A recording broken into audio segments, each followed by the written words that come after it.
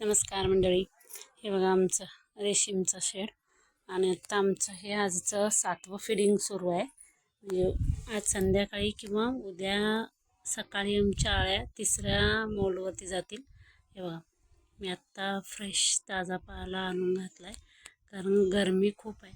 पाला आत्ता सकाळी जरी 8ला घातला तरी 11पर्यंत एकदम करकरून हे बघा असा सुकून जायला लागला आणि ते त्यांना खायला थोडंसं त्रास होत आहे.